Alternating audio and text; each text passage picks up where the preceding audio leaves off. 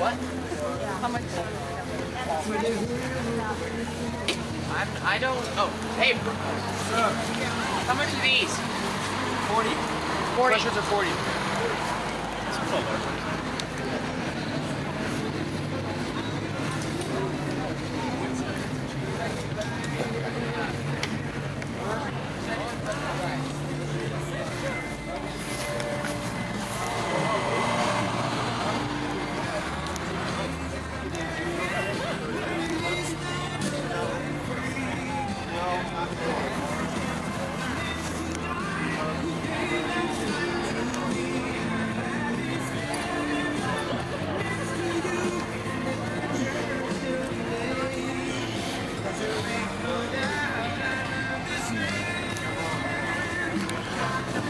The USA.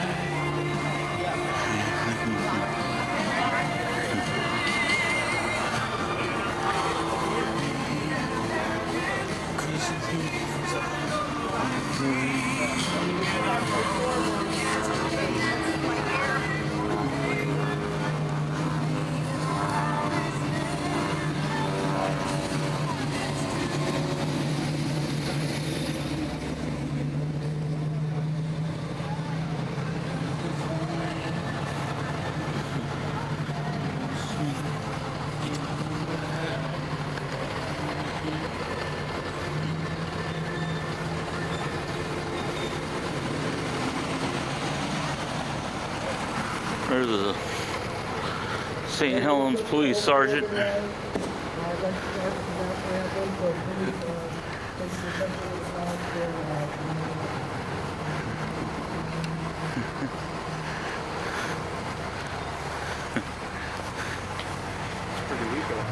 Yeah.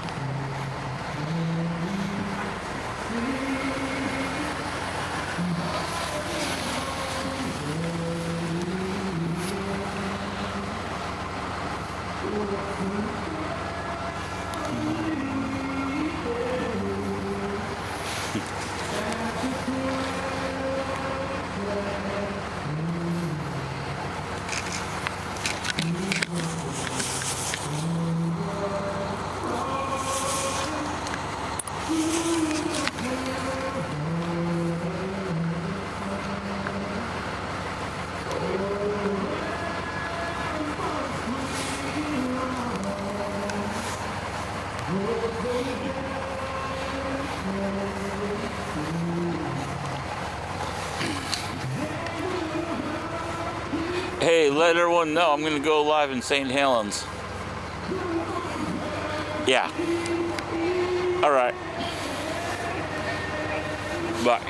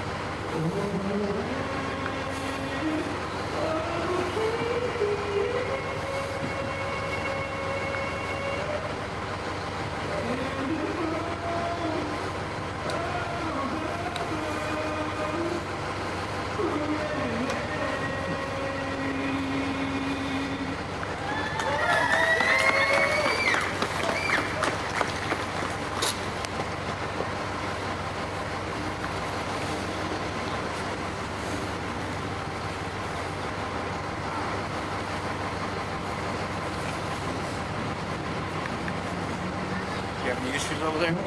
No?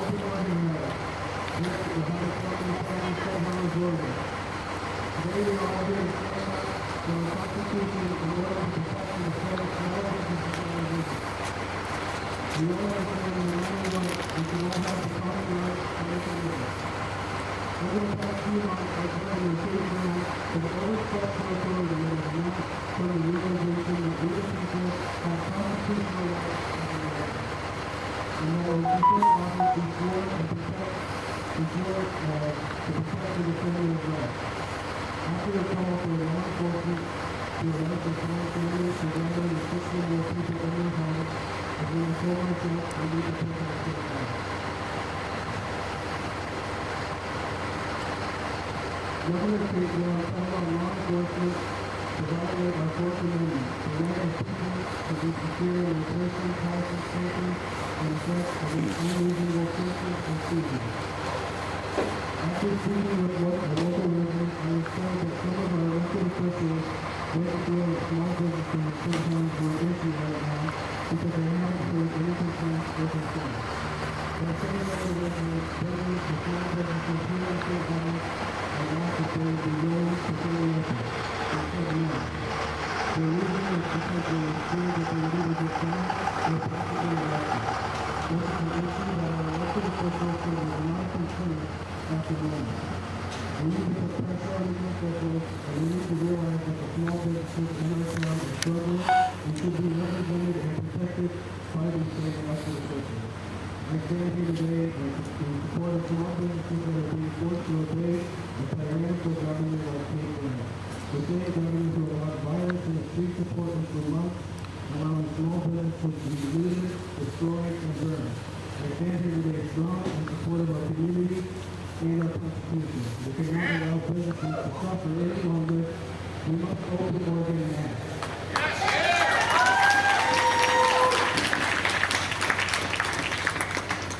Now please welcome guest speaker, Mark Wallace.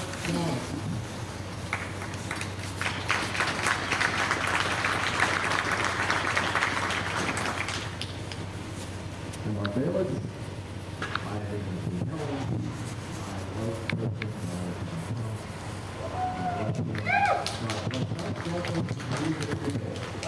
Together, we are strong.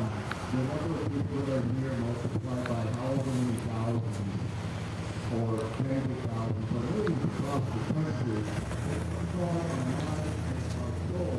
We know, mentally, physically, spiritually, and emotionally, that we are on the precipice of what might be the last days of this republic if we do not stand up, step forward, and speak out, and as required, perform our duty as citizens, patriots, conservatives, and even liberals. I'm registered as a libertarian, yet at heart I am a constitutionalist.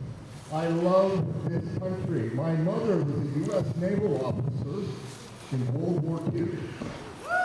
Gaetano Blandino, that's her maiden name. She married my son,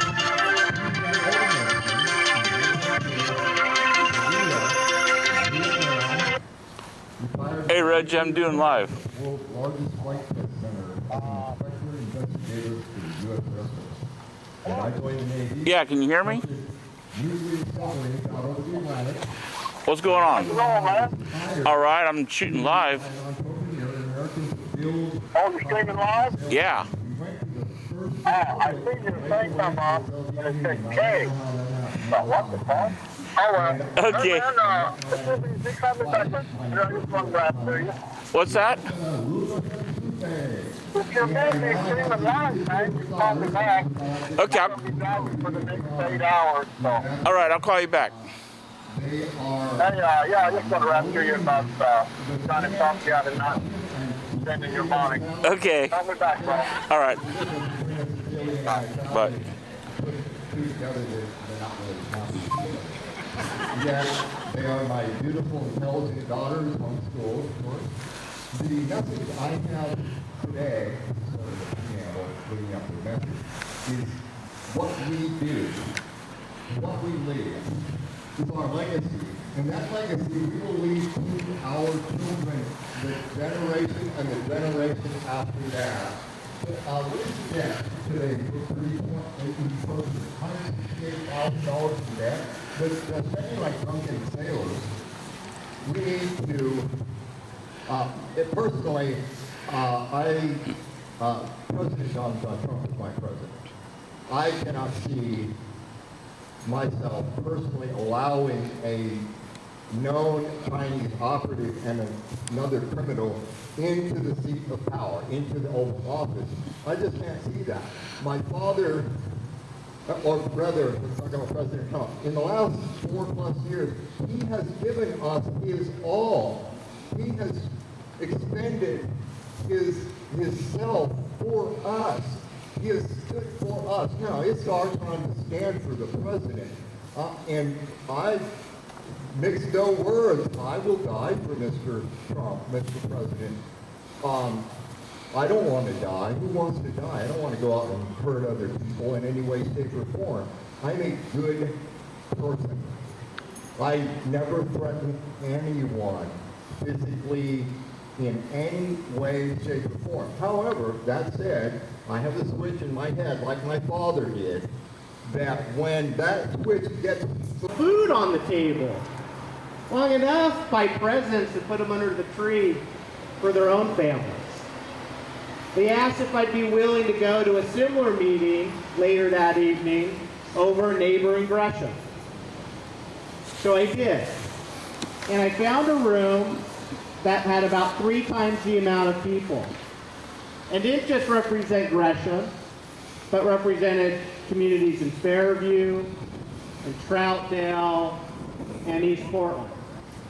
And they said, we're ready to open.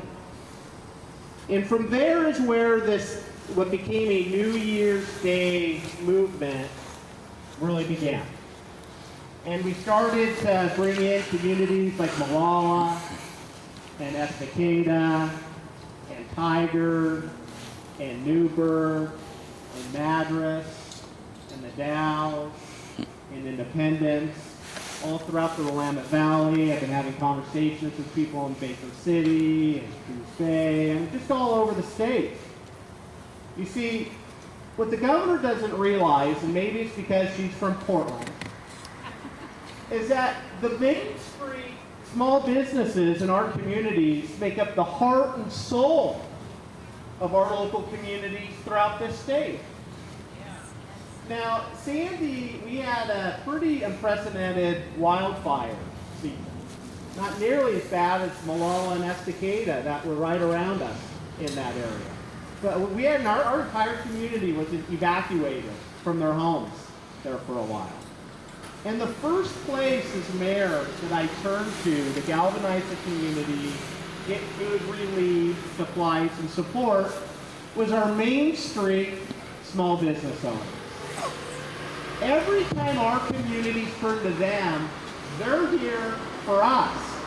Now in their time, we're going to be here for them. You better believe it.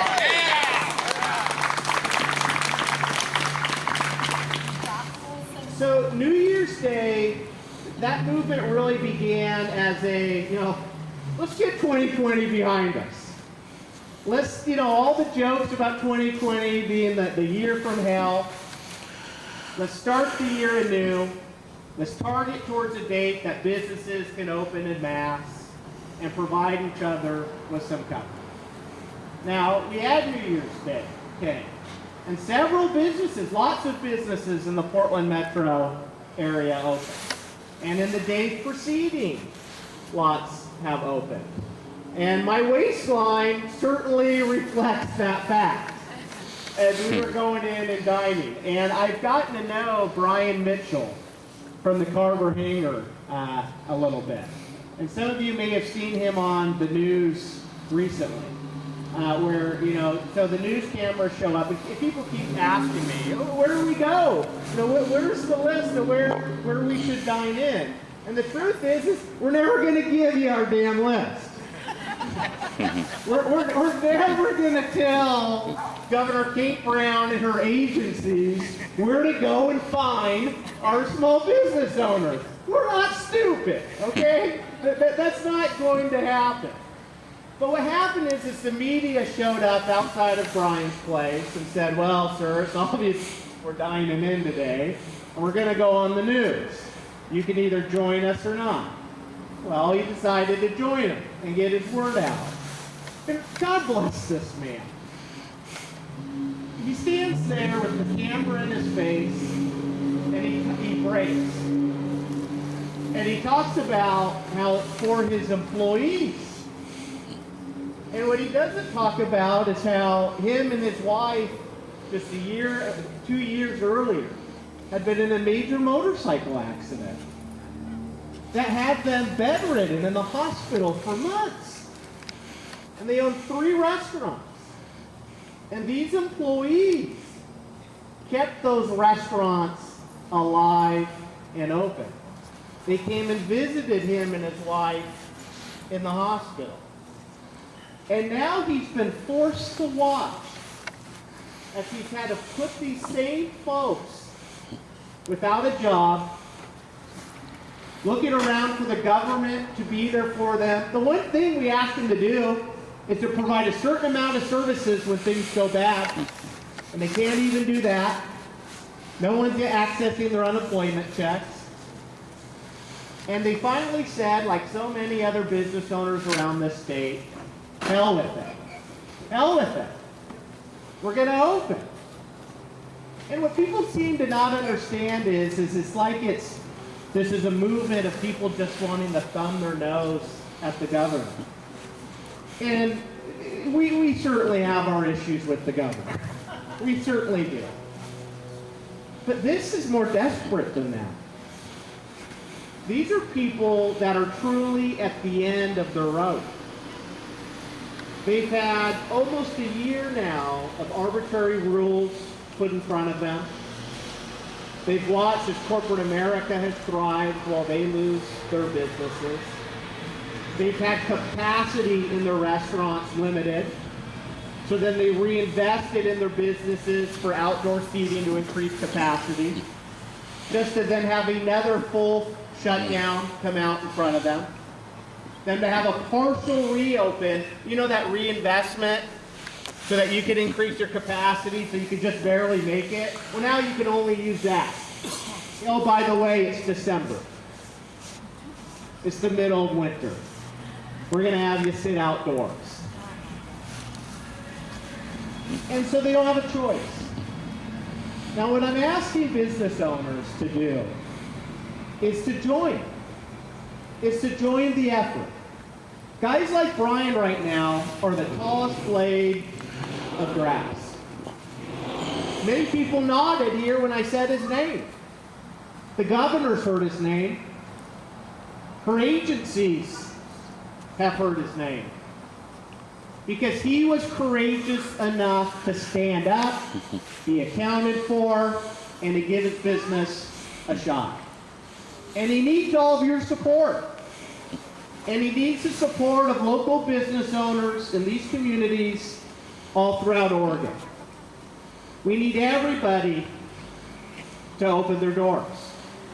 Because that's the point that we're at. Now, business owners, some of you may have 3 months. Some of you may have 2 months.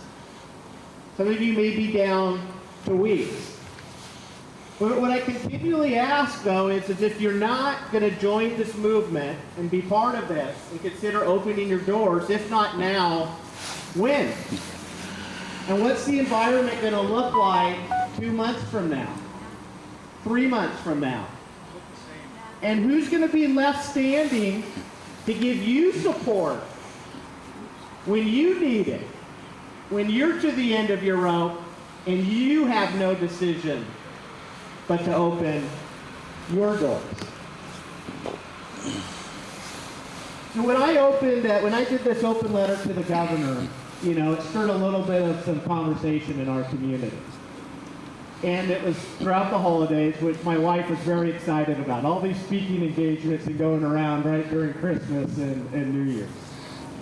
But one of the most amazing things is we ended up with these families that showed up with, you know, homemade cooked goods.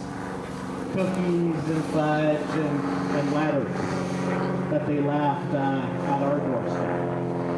And as I was out and about, one of these were 2 little girls that knocked on the door, and they had a letter. The letter said, you know, Mayor, thank you so much for standing up for our family and for our dad who's been put out of work. 2 days later, I was speaking at a rally very similar to this, and I came home, and my wife had spent the day with Sandy Helping Hands. It's her local charitable organization.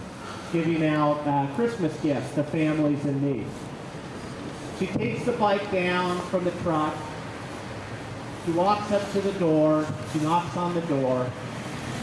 And it's those same two little girls. And that's why we're here fighting, you guys.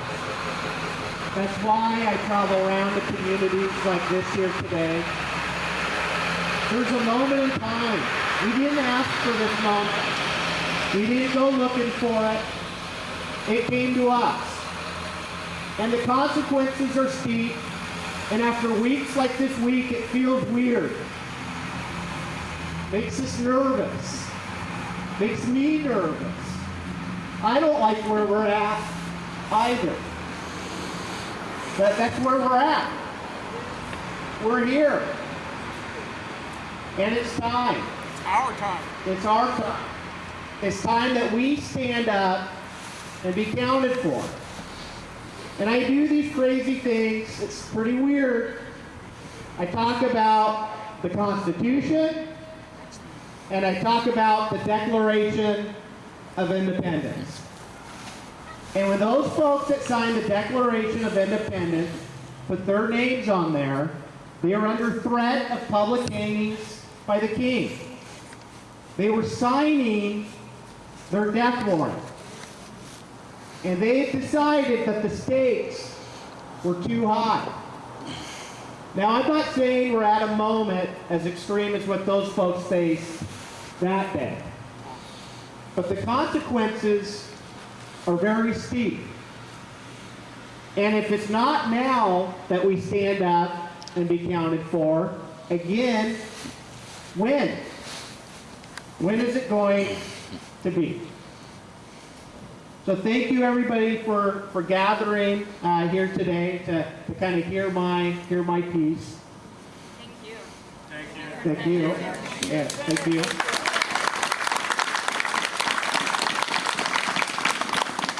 Thank you for having the courage to do what you're doing. Thank you. You know, people say it takes courage, but I don't understand why people run for elected office and then sit on their hands and close their mouths and don't be accounted for.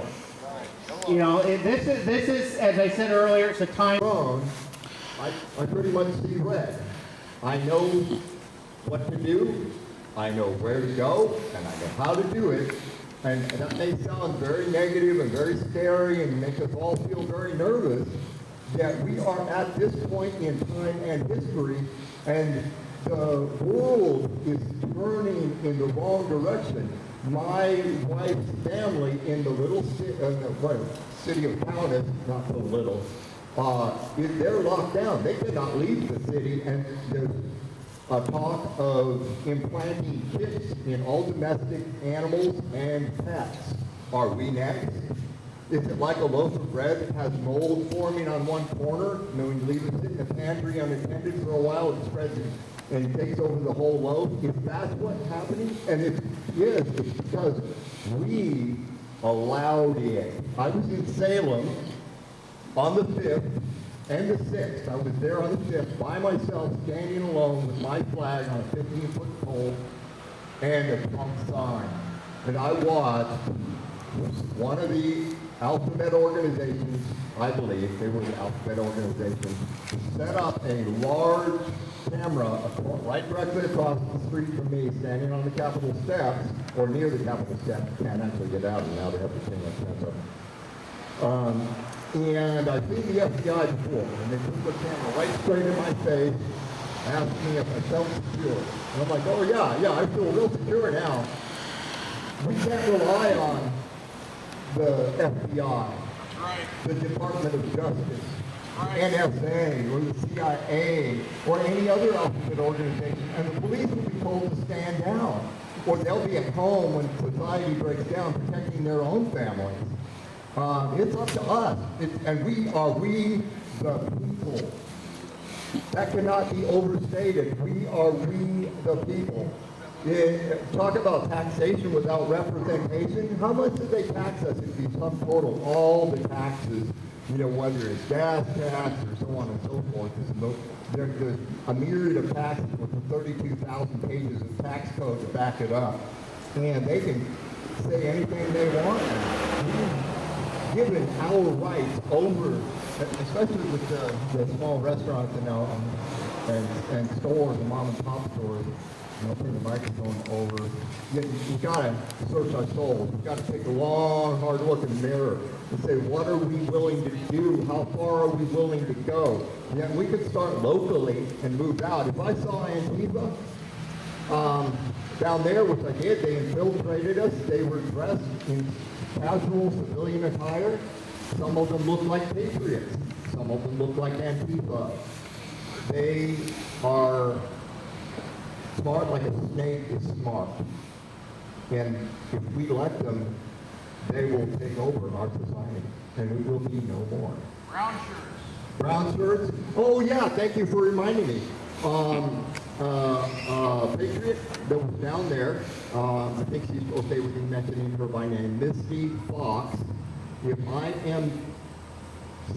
can't quote her word perfect, yet she told me an hour and a half before the Oregon State Police caravan of trucks and assorted vehicles showed up, SWAT style. Well, I wasn't there. I went to move my vehicle, but the story is, you can confirm it. There's a number of people here that can confirm it. They cooperated with Antifa. OSP cooperated with Antifa. You got to think about that. Is this Nazi Germany? Are they taking orders from Kate Brown? I think the answer to that is a resounding yes. You know, I mean, what do you conclude from that? I saw the drone overhead. It was fixed in space, about 300 feet above ground level. And that could have been OSP, could have been Antifa, could have been some other organization. The helicopter above at about 1,000 feet flew alternating patterns all day long. And there were no drunks. There was no puffing, fighting, or screaming. There was a lot of really nice ladies singing and praying the whole time. And they would give non-scheduled speakers like myself about 3 minutes to speak, so between their praying and their singing, people could get up and talk and express their opinion as to where we are and what we need to do and how we need to do it legally, technically, and financially to address the mail, what do they call it now? Crime by mail or cheat by mail. Voter mail-in fraud that has taken place in this state since 1982, and we've never had another Republican governor since 1982. Wow, imagine that. They love this. I worked for a entertainment company for the last 13 years of my career, and what I found out is they can't win a fair contest. So their fallback is lie, cheat, steal, fraud, obfuscate, block, dismiss. Now I worked for the Lockheed Skunk Works. I'm not the smartest guy in the world, but I managed to get into a couple of places and situations where we did world-class high visibility successful things. And drawing on that knowledge, skill, and experience, I bring that forward in my life. When I work, and I do things that people say can't be done. As a team, member of a team, we used to do things that other organizations were saying, well, you can't do that. Well, we flew nonstop, non-refueled with the Scaled Composites Incorporated, headed up by Berger Tan, the famous aeronautical engineer. We flew nonstop, non-refueled around the entire circumference of the planet. We took off and landed back in the place where we took off from. And we were told we couldn't do that. Well, I tell you what, as movers and shakers, as doers and makers, what we set our heart and mind to, we, the people, can do. God bless America.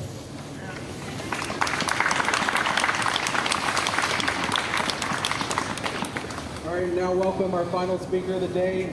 He's the mayor of Sandy, Stan Poya.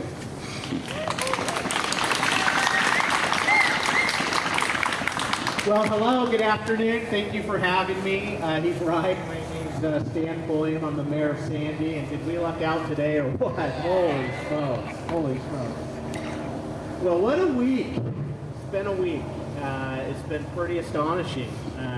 It seems that the media and others have woken up and decided that mass riots and looting and violence is unacceptable. You know, and my grandfather, his name was Stan Pulliam as well, named after him. He used to always tell us, he used to say, Stan, you treat others, you teach others how they can treat you. And as I talk to people, people are ready to start teaching others how they can treat them. People are tired of the double standards. Now, I don't know about you, but I'm a little sick and tired of, after 4 years of watching Kathy Griffin hold up the president's corpse in a bloody scene with no repercussions, Russia hoax after Russia hoax after Russia hoax on social media. And now, all of a sudden, the president is banned from Twitter, banned from Facebook. We can't access Parler. We can't get our freedom of speech out. People are tired of the left getting to do one thing, but the right gets silenced. They're tired of the double standards. Am I right? Yes. Additionally, people are a little tired of not understanding why they can go and pack into big box stores to support corporate America, but they can't come along our main street and enjoy a hamburger with their family. Yes. Unacceptable. People are starting to get a little tired of seeing mayors like Ted Wheeler and city councilors like I have in my community who break the governor's mandate by showing up to mass protests and riots, but our small, locally owned Main Street mom and pop small business owners aren't allowed to break the mandate to support their livelihoods and that of their employees. I think people are tired of it. What do you think? The double standards have to come to an end. Now, this for me started about 3 weeks ago. I got a text message from one of our local Main Street small business owners asking if I'd come and meet with her at 3 o'clock at her restaurant. I showed up and I had just about every small business owner along my main street waiting for an audience with their mayor. And we had everything from business owners of fitness studios, restaurants and bars, baristas. And they said, Mayor, we're ready to open. And you know, I'm mayor of a community in Sandy that I grew up in. This is my hometown. And so you feel a weight on your shoulders when you represent a community like that. And I was straightforward. You know, I let them know as locally elected officials what we had control over, and what most importantly for those folks that day was what we didn't have control over. Now, we had recently had a city council meeting with our police chief, and we'd really set the expectations as to how we felt that our police department needed to proceed under this mandate. So they didn't have much to worry about with our local police department. We also have business license fees that they didn't need to worry about. But back to that most important thing that I do not control. I don't control the Oregon Lottery Commission. I don't control OLCC and the liquor licenses. And I certainly don't control OSHA. And so those business owners said, well, Mayor, what do you expect us to do? We're within days. We're losing everything we've worked our entire lives for. We have employees going into the holidays that can't